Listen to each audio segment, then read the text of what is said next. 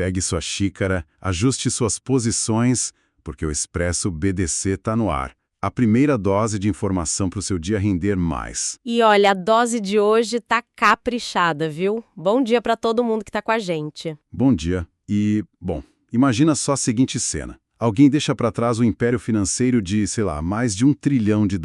Nossa, 1 trilhão? Pois é, e as únicas impressões digitais que essa pessoa deixa na cena do crime, entre aspas, são 67 erros gramaticais bem específicos.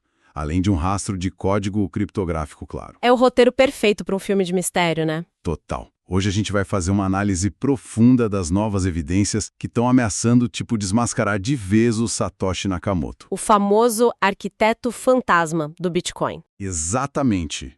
A nossa missão hoje é conectar os pontos. Pegar esse passado super obscuro e ligar com o futuro que é estritamente institucional.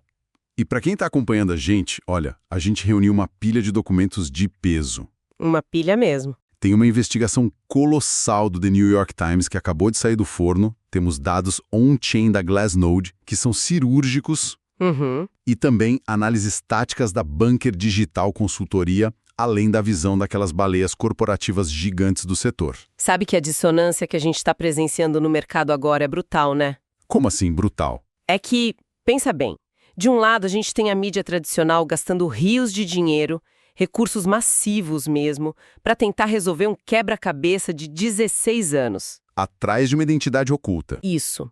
E do outro lado, totalmente longe das manchetes, o grande capital institucional está operando no escuro. Eles estão fazendo uma das maiores acumulações silenciosas de ativos da história moderna. Caramba! Então, assim, separar o ruído midiático do verdadeiro fluxo de capital é o que vai determinar quem realmente entende a próxima década do sistema financeiro. Certo, vamos desempacotar isso começando pelo tal fantasma na máquina. Essa caçada a Satoshi. Vamos lá. A reportagem do New York Times, que foi assinada pelo John Carreyrou, cara, ela traz um escopo que beira o absurdo. É assustador. Não foram só umas entrevistinhas. A equipe dele passou, um ano inteiro analisando mais de 34 mil perfis. 34 mil? Sim, em fóruns antigos e aquelas listas de discussão de cypherpunks, e eles usaram uma análise algorítmica super rigorosa. A ferramenta principal que eles usaram foi a estilometria, né? O que é fascinante aqui é como isso funciona na prática. Sim, explica um pouco pro pessoal. Claro. Um algoritmo não lê o texto procurando a emoção da coisa. Ele vai mapear a estrutura sintática, os vícios de linguagem. Até a pontuação, né? Exato. As escolhas de pontuação. Ele pega a escrita e transforma em matemática pura. E esses cálculos apontaram com uma precisão muito alta para o Adam Back. O criptógrafo britânico. E para quem está tentando visualizar isso, eu gosto de pensar numa analogia. É como se fosse uma impressão digital. Só que em vez daquelas linhas nos dedos, a marca é deixada por vícios de linguagem e erros de digitação. É uma ótima analogia. E os números são malucos. Foram 521 palavras sem sinônimos que eles compartilhavam. Nossa! E 67 erros exatos de hifenização. E ainda tem o detalhe de que o Adam Back criou o Hashcash, né? Isso em 1997. E a metodologia do Carreyrou tem um peso estatístico pesado. Quando a gente analisa milhões de linhas de texto dos anos 90, o algoritmo acha essas anomalias. Sim. Essas 500 e poucas palavras aparecem quase exclusivamente nos e-mails do Satoshi e nos artigos do Adam Back. Mas a base de tudo nem é só a linguagem. É a parte técnica, né? Exatamente. A arquitetura por trás, o Hashcash. E aqui acho que vale a gente explicar como funciona, porque não é só uma citação qualquer no white paper do Bitcoin. É a base. O Hashcash foi criado lá atrás para combater spam de e-mail. A sacada genial do Beck foi exigir que o computador de quem mandava o e-mail resolvesse um quebra-cabeça matemático antes. Gastando energia e processamento. Isso, era como um carimbo para o e-mail passar. E o Satoshi Nakamoto pegou exatamente essa mesma mecânica, o Proof of Work, a prova de trabalho, e aumentou a escala. Ele usou para proteger um livro razão global. Exato. É o motor da mineração do Bitcoin que a gente tem hoje. Precisamente. Agora, a defesa do Adam Back é bem interessante. Ele ataca a ideia de que semelhança linguística e técnica significa que eles são a mesma pessoa. Ele negou tudo, né? Negou veementemente. Ele diz que em círculos acadêmicos muito pequenos, a linguagem meio que converge naturalmente. Faz sentido. Se você passa 10 anos discutindo criptografia avançada com os mesmos caras... Exatamente. Se um grupo pequeno de britânicos e americanos fica trocando e-mail por uma década sobre curva elíptica, eles vão acabar usando o mesmo jargão. Pegam as mesmas gírias, o ritmo... Para ele, isso que o New York Times achou é só o ruído de um ambiente muito fechado. Não é uma confissão. Olha, eu entendo super esse argumento da convergência de jargões. Faz todo sentido a galera adotar os mesmos termos técnicos. Mas assim, a gente precisa olhar para o detalhe mais bizarro dessa investigação toda. Os erros de hifenização. Sim, os 67 erros exatos de hifenização. Compartilhar vocabulário é uma coisa, é influência. Mas compartilhar a mesma falha gramatical bizarra dezenas de vezes durante anos... É difícil de engolir como coincidência. Muito difícil. Para mim, isso parece um padrão neurológico impresso ali no teclado. É praticamente impossível alguém fraudar os próprios erros subconscientes de um jeito tão sistemático. Não é um erro de digitação comum. Exato. Não estamos lidando com um errinho bobo. É uma anomalia linguística compartilhada no milímetro. Ponto forte, sem dúvida. O erro gramatical repetitivo funciona mesmo como uma impressão digital. Mas o problema central, e que é a grande defesa final do BAC, é que a estilometria gera probabilidade. Não gera certeza. Exato. Não gera chaves criptográficas. No mundo do Bitcoin, a única prova que não dá para contestar é ter o controle das chaves privadas. Quem inventou a rede tem acesso a carteiras com mais de 1 milhão de moedas, né? Moedas geradas lá no iniciozinho. Se ele movesse uma única fração de Bitcoin daquelas carteiras de 2009... Aí acabava o mistério na hora. Na hora. Provaria a identidade instantaneamente. Mas enquanto essa transação não acontecer na blockchain, o mercado vai olhar para essa investigação do jornal só como uma teoria fascinante. Mas, no fim das contas, não serve para operar. Isso força a gente a olhar para o outro lado da moeda. E aqui vai um alerta para o pessoal. Essa notícia é mais forte que café sem açúcar. Opa, essa é das boas. Por quê? Pensa bem, se o investidor de varejo fica aí paralisado, consumindo esse drama sobre a identidade do Satoshi, como se fosse série da Netflix... E fica o mesmo...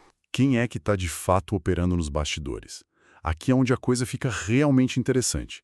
Os dados on-chain da Glassnode estão mostrando o que está acontecendo de verdade. E os números são chocantes. Muito. A gente teve uma correção agressiva no mercado recentemente. Aquele tipo de evento macro que historicamente faz todo mundo vender em pânico, sabe? Sim, o famoso banho de sangue. Exato. Mas o que a blockchain registrou? Uma absorção absurda. Quase 850 mil bitcoins foram comprados numa faixa super apertada, ali entre 60 e 70 mil dólares. É muito volume, e o volume absoluto dessa absorção exige que a gente entenda como o capital institucional opera. Pois é. Não é o cara abrindo o aplicativo no celular. Não. Imagina, você não compra 850 mil bitcoins clicando num botãozinho na corretora comum. Se um fundo fizesse isso, o preço ia explodir para as estrelas em 1 segundo, por causa da derrapagem. O slippage ia ser brutal. Brutal. Então, como eles absorvem isso? Através de mesas de OTC, o mercado de balcão, e pelas dark pools. Aquelas piscinas escuras de liquidez, né? Exatamente. É onde as instituições compram blocos gigantes direto dos mineradores ou da galera que está vendendo no desespero. E a Glassnode consegue ver isso? A Glassnode captura o rastro que fica quando essas moedas saem dos cofres das corretoras e vão trancadas nas carteiras de custódia fria, para longo prazo. Entendi. A imagem que me vem à cabeça é tipo uma obra monumental de infraestrutura. A pressão de venda estava lá tentando jogar o preço no abismo. Uhum. Mas aí esses algoritmos dos institucionais começaram a despejar toneladas de concreto armado financeiro, vamos dizer assim. Adorei o concreto armado financeiro. Né? Eles criaram um piso, uma fundação firme ali nos 60 mil dólares.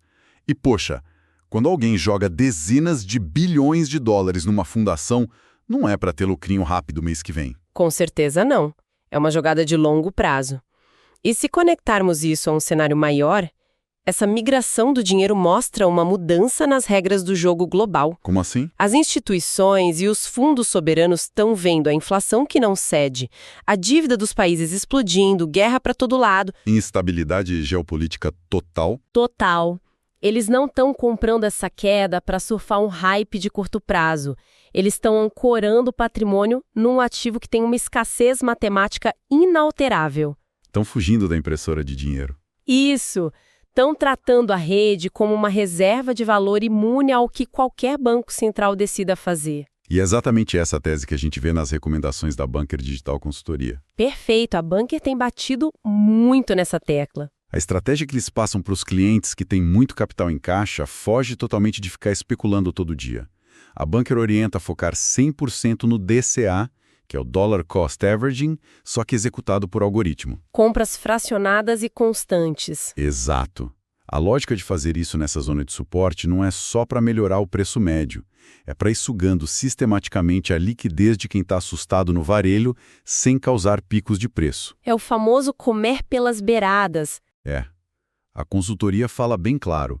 A inteligência agora é ignorar as manchetes do New York Times sobre o Ed Beck e programar compras diárias na faixa dos 60 mil. Construir posição enquanto o cimento está secando. Isso, enquanto o piso de concreto ainda está secando. E o uso de robôs para fazer esse DCA tira toda a emoção da jogada, né? Total. A máquina não está nem aí para a matéria do jornal ou se a taxa de juros subiu meio ponto. Ela não entra em pânico. Só executa. Sim. Ela simplesmente executa ordens pequenininhas, tira as moedas do mercado e tranca em cofres institucionais. Esse processo de tirar a riqueza dos impacientes e passar para os pacientes muda completamente a oferta da rede. Bom, considerando que esse piso de concreto armado foi feito com tanto dinheiro, a gente precisa encarar duas perguntas bem grandes aqui. Manda. Primeiro, olhando para o mercado, será que o fundo do poço já ficou para trás? E segundo, do ponto de vista da tecnologia. A ameaça de quebra. Isso.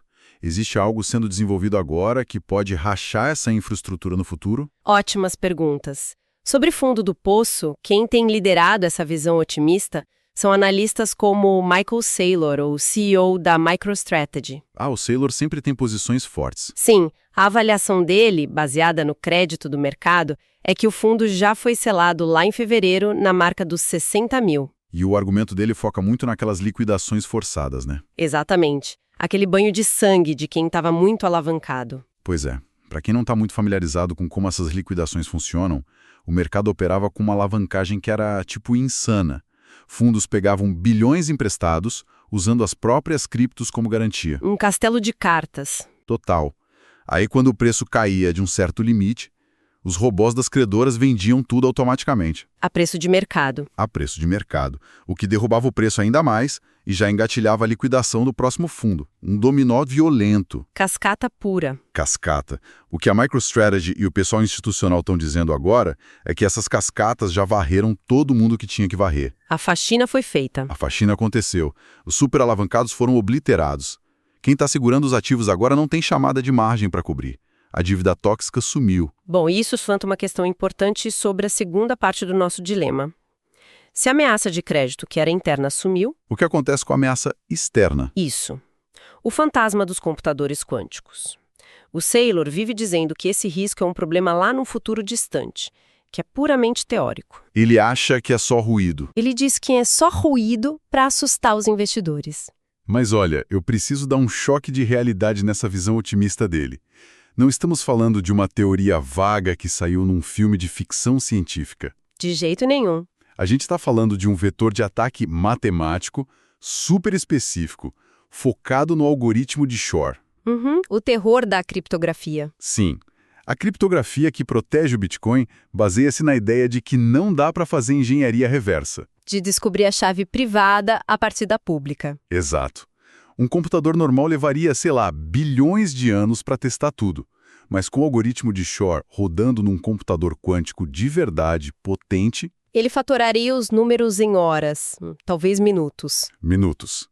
Então, ignorar uma ameaça que pode destruir a arquitetura inteira da rede só porque a academia parece estar indo devagar hoje, não é muita arrogância tecnológica.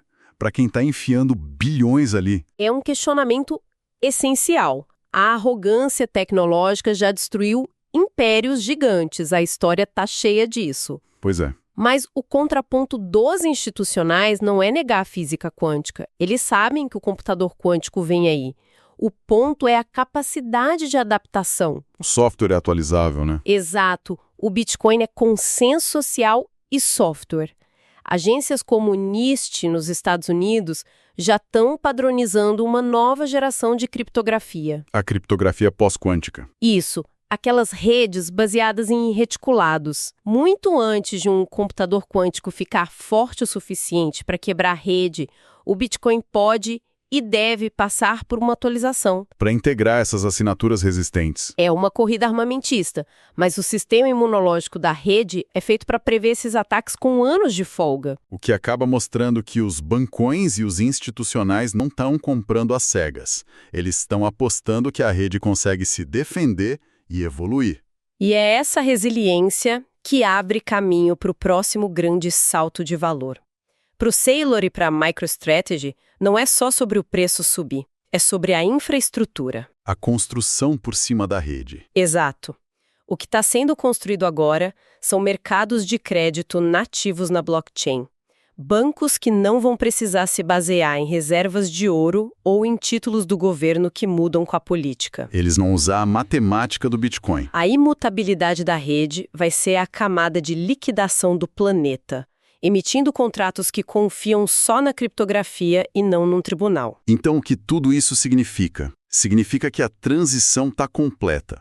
Aquela fase de experimento obscuro focado em esconder do Estado. Nos tempos de cypherpunk. Ficaram para trás, o ativo amadureceu, está sendo forjado para ser o sistema operacional do dinheiro no século XXI. É o trilho do capital global agora. É isso. Então, recapitulando a nossa jornada de hoje. Vamos lá, a gente começou lá na poeira digital de 1999, olhando para a estilometria e para o hashcash que botam o Adam Back no centro do palco, né? Sim, o lado misterioso. Depois vimos como essa historinha toda contrasta com a força bruta da blockchain, mesas institucionais construindo um piso de 850 mil moedas. O concreto armado. O concreto. E a gente fechou testando essa fundação contra as liquidações do mercado e o medo dos computadores quânticos, vendo que a rede já está se preparando. Ou seja, o fluxo de dinheiro está saindo da sombra de um indivíduo para a luz do mundo inteiro. Uma síntese clara. Bom, antes da gente fechar a nossa análise, eu quero deixar uma pulga atrás da orelha de quem está ouvindo. Adoro, manda provocação. Vamos imaginar, por um segundo, que o New York Times esteja 100% certo. O Adam Back é o Satoshi Nakamoto. E vamos assumir que o medo quântico vai ser resolvido com uma atualização. Beleza, assumimos. Isso deixa a gente com uma vulnerabilidade muito mais simples e perigosa. Se um gênio da criptografia for finalmente exposto, sem sombra de dúvida, aí o bicho pega. O que acontece se um governo autoritário resolver não usar um supercomputador, mas sim a força bruta física? O famoso ataque da chave inglesa de $5. Exatamente. Só que numa escala geopolítica. Se as agências de inteligência souberem exatamente quem tem a chave daquele 1 milhão de bitcoins lá da origem... A rede ia passar pelo seu maior teste de todos. Sim, porque a ameaça não é mais o código. É o fato de que o criador é um ser humano e pode sangrar, pode ser preso. A falibilidade biológica. Isso. Será que todos esses gigantes financeiros teriam botado bilhões nesse sistema se tivesse um líder ali fácil de ser extorquido ou processado? Provavelmente não. O risco jurídico ia ser gigante. Então, o desaparecimento do Satoshi, seja lá quem for, não foi só ele querendo privacidade. A ausência de um humano no controle é, paradoxalmente, a única coisa que garante que a rede seja inatacável. É genial. O maior feito de engenharia não foi a matemática, foi tirar o próprio ego da equação. Quando o criador recusa o poder, o protocolo fica maior que qualquer país. É a confiança sem precisar confiar. E com esse pensamento meio complexo, a gente agradece muito a companhia de vocês em mais essa exploração imersiva. Foi incrível. O nosso convite para a nossa audiência é o de sempre. Continuem questionando essas narrativas que dominam as manchetes, olhem sempre para os fundamentos e para o fluxo do dinheiro silencioso. Continuem estudando, sejam céticos, sempre. E mantenham o foco. O café esfria, mas o mercado não para. Um excelente dia de negócios e até amanhã no seu Expresso BDC.